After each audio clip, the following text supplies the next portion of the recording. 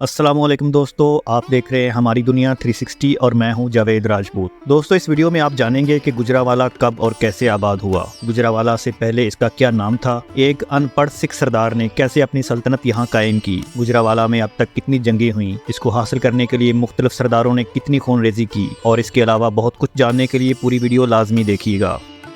گجرانوالہ شمالی پنجاب، پاکستان کا ایک صنعتی اور زرعی ڈویژن ہے۔ 2017 کی مردم شماری کے مطابق آبادی کے لحاظ سے گجرانوالہ کراچی، لاہور، فیصل آباد اور راولپنڈی کے بعد ملک کا 5واں بڑا ڈویژن ہے، جس کی آبادی 2 کروڑ سے زیادہ ہے۔ اس کا پاکستان کی مجموعی جی ڈی پی میں حصہ 5% ہے۔ امپیریل گزٹ آف انڈیا کے مطابق گجرانوالہ کو گوجروں نے آباد کیا، جو کشمیر کے پہاڑوں میں آباد تھے، اور بعد میں ایران کے شیرازی قبیلے نے اس شہر کا نام خانپور سانسی رکھا، تاہم بعد میں اس کا پرانا نام بحال ہو کر گجرانوالہ ہو گیا۔ منشی گوپال داس اور عطا محمد تاریخ گجرانوالہ میں اور عزت اللہ تاریخ ہمارا پنجاب میں اپنی تحقیقات کے ثمرات یوں لاتے ہیں، کسی مستند تاریخ سے اس کی آبادی معلوم نہیں ہوئی۔ روایت ہے کہ 500 برس گزرے جب اس کو مسمی خان جاٹ عرف سانسی نے خوبصورت گاؤں آباد کر کے اس کا نام خانپور سانسی رکھا۔ سینکڑوں سال پہلے اس شہر کی بنیاد خان جان سانسی نے رکھی تو اس وقت یہ ایک چھوٹا سا گاؤں تھا۔ خان سانسی کے نام پر ہی یہ قصبہ مدت تک خانپور سانسی کہلاتا رہا۔ ایک وقت ایسا آیا کہ نواحی دیہات کے گوجروں، جو جاٹوں کی ایک قبیلہ تھا، اور خان جان سانسی کے تعلقات میں کشیدگی پیدا ہو گئی۔ خان سانسی نے اپنی ریاست کو وسعت دینے کے لیے ارد گرد کے گوجر جاٹوں کے دیہات کو برباد کرنا شروع کر دیا۔ گوجر سرداروں نے اس صورتحال کا مقابلہ کرنے کے لیے جتھا بندی کی اور مختلف گروہوں اور جتھوں میں تقسیم ہو کر خان جان کا مقابلہ شروع کر دیا۔ خان جان سانسی کی فوج اور گوجر گروہوں میں جگہ جگہ تصادم ہونے لگے۔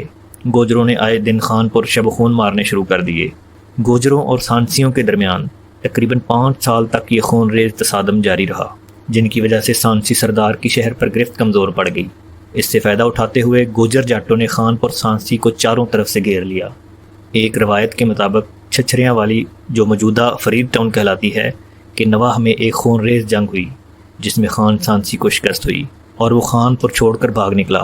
گوجر جاٹ خان پور پر قابض ہوئے اور بعد میں اس کا نام تبدیل کر دیا۔ خان پور سے یہ شہر گجرانوالہ بن گیا۔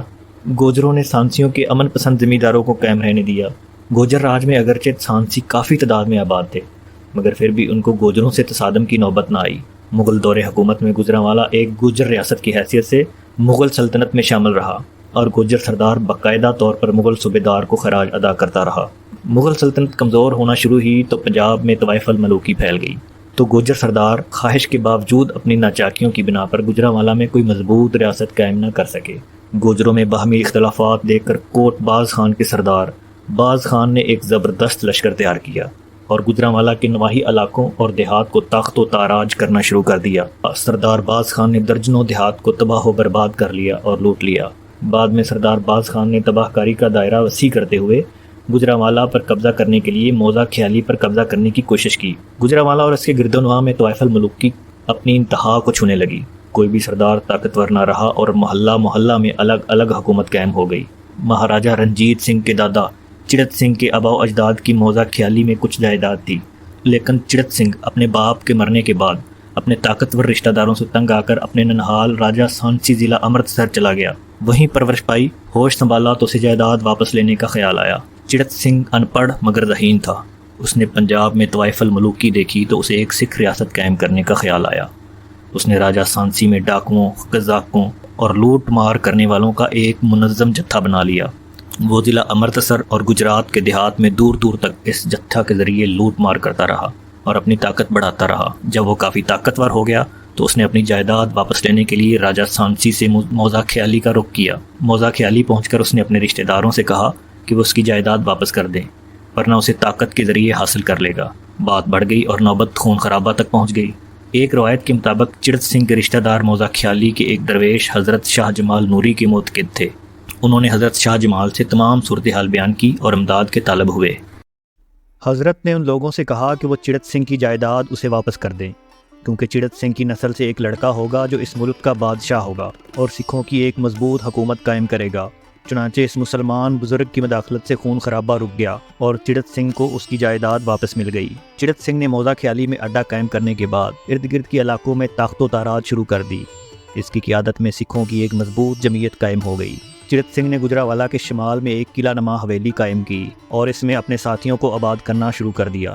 اس نے موضع خیالی میں باقاعدہ طور پر کچہری بنا لی، بعد میں منڈی میں ایک پختہ کچہری بنوائی اور ارد گرد کے علاقوں پر قبضہ کر کے باقاعدہ طور پر اپنی ریاست کی داغ بیل ڈال دی۔ چڑت سنگھ نے ضلع گجرانوالہ میں دور دور تک حملوں کا سلسلہ شروع کر دیا۔ وہ گجرانوالہ میں گوجروں کی اکثریت سے بہت پریشان تھا۔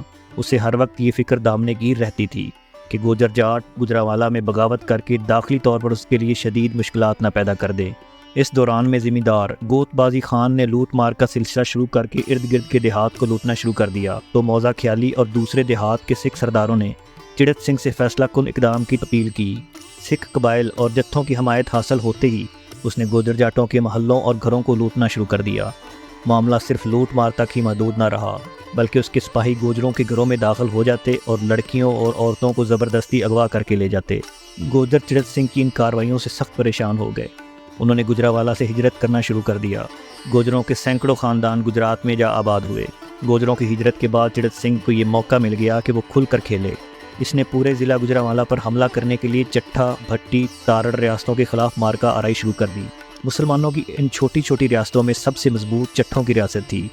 چڑت سنگھ نے چٹھوں پر کئی حملے کیے، لیکن وہ چٹھوں کو کمزور اور ختم کرنے میں کامیاب نہ ہو سکا۔ چڑت سنگھ نے سکھ ریاست قائم کرنے کے لیے جو زبردست منصوبہ قائم کیا تھا، وہ اس کی زندگی میں پایۂ تکمیل نہ پہنچ سکا، لیکن اس نے اپنی اولاد کے لیے ایک زبردست منصوبہ چھوڑا، جسے تکمیل تک پہنچانے کے لیے اس کے بیٹے مہا سنگھ نے زبردست کردار ادا کیا۔ سردار مہا سنگھ کے زمانے میں گجرانوالہ میں مقیم گوجر جاٹوں پر عرصہ حیات تنگ کر دیا گیا۔ وہ ایک ایک کر کے ہمیشہ کے لیے اس قصبہ کو چھوڑ گئے۔ سکھوں نے جہاں بہت سے قصبات اور دیہات کے نام تبدیل کر دیے تھے، ممکن ہے انہیں اس قصبہ کا نام تبدیل کرنے کا خیال بھی آیا ہو، لیکن گجرانوالہ کا نام تاریخی حقیقت بن کر جگمگاتا رہا۔ سید نگر اس دور میں گجرانوالہ کا امیر ترین قصبہ تھا۔ اس قصبہ میں اسلحہ سازی کی صنعت زوروں پر تھی۔ سید نگر شمشیر سازی اور بندوقیں تیار کرنے کا اہم مرکز تھا۔ اس کے باشندے بہت امیر تھے۔ سید نگر میں مسلمانوں کی پختہ حویلیاں اور مساجد تھیں۔ سکھوں نے سید نگر پر حملہ کر کے اسے لوٹ لیا۔ سید نگر کے باشندے مہا سنگھ کے حکم سے اپنا آبائی قصبہ چھوڑ کے گجرانوالہ میں آباد ہو گئے۔ گجرانوالہ میں انہوں نے ایک الگ محلہ قائم کیا جس کا نام انہوں نے سید نگری رکھا۔ سید نگر کی لوٹ مار کے دوران سکھوں کے ہاتھ بہت سا اسلحہ اور جنگی ساز و سامان لگا، جس سے ان کی قوت میں مزید اضافہ ہو گیا۔ چڑت سنگھ کی موت پر اس کی رانی وینسا نے اپنے نوعمر بیٹے مہا سنگھ کی طرف سے ریاست پر خود قابض ہو کر حکومت خود سنبھال لی۔ مہا سنگھ کی عمر اس وقت 7 یا 10 برس تھی۔ جب مہا سنگھ جوان ہوا اور اپنا نیک و بد پہچاننے لگا تو اس نے کچھ بری اور مشکوک باتوں کی بنا پر اپنی ماں کو قتل کر کے ایک طرف کیا اور حکومت کی باغ دوڑ اپنے ہاتھ میں لے لی۔ اب وہ اپنے ہمسراہی سکھ سرداروں کی طرف متوجہ ہوا۔ اس نے اپنی دانائی اور حسن انتظام سے اس حد تک اپنا اثر و رسوخ بڑھایا کہ تمام سکھ سرداروں نے اسے اپنا سردار تسلیم کر لیا۔ گرد و پیش میں اس کی قوت کی دھاک بیٹھ گئی۔ اب وہ جس طرف رخ کرتا کامیابی اس کا ساتھ دیتی۔ مہا سنگھ نے اپنے باپ چڑت سنگھ کے خواب کو شرمندہ تعبیر کرنے کے لیے بہت کام کیا۔ اس کا باپ چڑت سنگھ گجرانوالہ تحصیل کے شمالی حصے کا نصف علاقہ فتح کر چکا تھا۔ راجہ مہا سنگھ نے ایک زبردست فوج تیار کر لی۔ اس فوج کی کئی رجمنٹیں تھیں۔ اس نے باقاعدہ فوج کے علاوہ قزاقوں اور ڈاکوؤں کے جتھے بھی منظم کیے اور انہیں کھلی چھٹی دی کہ وہ جس گاؤں کو چاہے لوٹ لیں۔ تاریخ کی برکردانی سے معلوم ہوتا ہے کہ راجہ مہا سنگھ نے سکھ فوج کی تربیت کے لیے بعض فرانسیسی فوجی افسروں کو بھی اپنے ہاں ملازم رکھا۔ اس نے باقاعدہ طور پر سکھ سلطنت کی داغ بیل ڈال دی اور اسے چٹھوں، بھٹیوں، تارڑوں کے علاوہ اپنے بعض سکھ حریفوں سے بھی لڑنا پڑا۔ مہا سنگھ کو بعض ایسے سکھ اور ہندو سرداروں کی تائید و حمایت بھی حاصل ہو گئی جو فوجی اعتبار سے بڑے مضبوط اور اچھی قوت کے حامل تھے۔ ان میں سندھو کھتری، ویسا سنگھ اور ہری سنگھ نلوا جیسے جابر و ظالم سکھ سردار بھی شامل تھے، جنہوں نے اپنی فتوحات سے سکھ سلطنت کو بڑی وسعت دی۔ مہا سنگھ کے حملوں نے بھٹیوں اور چٹھوں کو کمزور بنا دیا۔ چڑت سنگھ سے لے کر رنجیت سنگھ تک تمام سکھ سردار جن مسلم قبائل سے برسر پیکار رہے، ان میں چٹھے خاص طور سے قابل ذکر ہیں۔ چٹھوں کی استقامت و عظیمت کی ناقابل فراموش داستان علیحدہ باب کی صورت میں شامل تاریخ ہے۔ مہا سنگھ کی موت کے بعد اس کا بیٹا رنجیت سنگھ اس کا جانشین مقرر ہوا۔ اس وقت رنجیت سنگھ کی عمر 10 سال تھی۔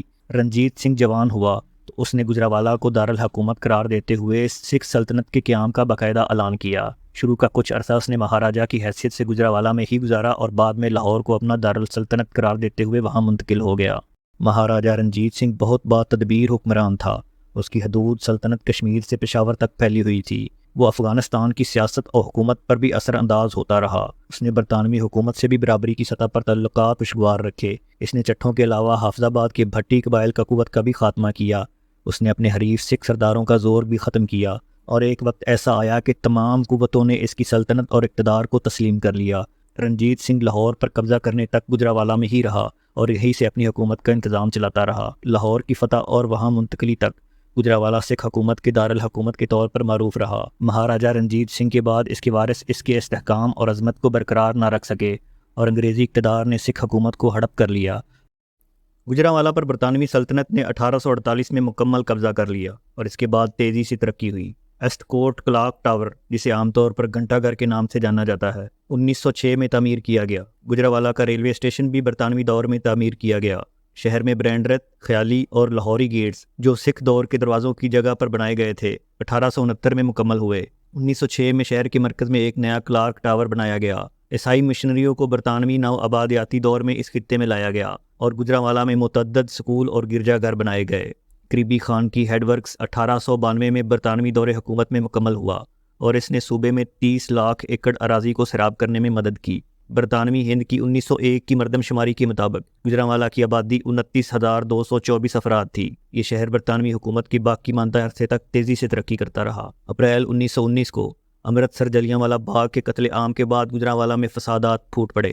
فسادات میں شہر کے ریلوے اسٹیشن کو نقصان پہنچایا گیا، اور شہر کے تحصیل آفس، کلارک ٹاور، ڈاک بنگلہ اور سٹی کورٹس کو جلا دیا گیا۔ دفاتر میں شہر کا زیادہ تر تاریخی ریکارڈ جل گیا۔ 1941 کی مردم شماری کے مطابق ضلع گجرانوالہ کے 9,12,234 رہائشیوں میں سے 2,69,528 غیر مسلم تھے۔ گجرانوالہ شہر کے 54.30% باشندے تقسیم سے پہلے مسلمان تھے، حالانکہ شہر کی معیشت کے بڑے حصے پر غیر مسلموں کا کنٹرول تھا۔ ہندو اور سکھ مل کر گجرانوالہ کے 2/3 جائیداد کے مالک تھے۔ سکھ گرو نانک پورہ، گرو گوبند گڑھ اور دلے محلہ کے علاقوں میں مرکوز تھے، جبکہ حکیم رائے شیخو پورہ گیٹ کے علاقہ اور ہری سنگھ نلوا بازار میں ہندو غالب تھے، جبکہ رسول پورہ، اسلام پورہ، رحمان پورہ میں مسلمان رہائش پذیر تھے۔ 1947 میں برطانوی ہند کی تقسیم کے دوران گجرانوالہ پنجاب میں بدترین فسادات کا مقام تھا۔ ہندو اور سکھ علاقوں پر حملہ کیا گیا۔ امرتسر ریلوے اسٹیشن پر سکھ فسادیوں کی طرف سے مہاجرین کی ایک ٹرین پر حملے کے بدلے میں، جس کے نتیجے میں 3 گھنٹے کے دوران 3,000 مسلمان شہید کر دیے گئے تھے۔ گجرانوالہ سے فسادیوں نے 23 ستمبر کو بھارت کی طرف بھاگنے والے ہندوؤں اور سکھوں کی ٹرین پر حملہ کر دیا۔